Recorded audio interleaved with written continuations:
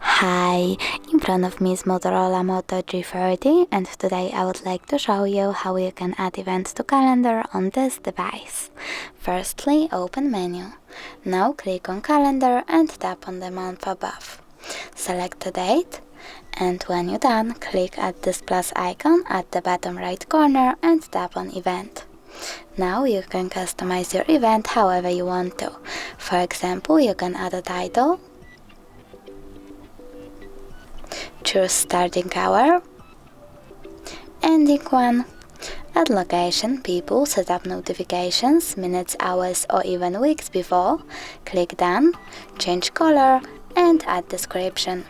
When you're done, click on save at the top right corner. As you can see, my event was successfully added. If you wish to delete it, click on it, tap on the three dots at the top right corner and select delete. Then delete again. Thanks so much for watching. If you enjoyed this video, don't forget to leave a like, comment and subscribe. Bye!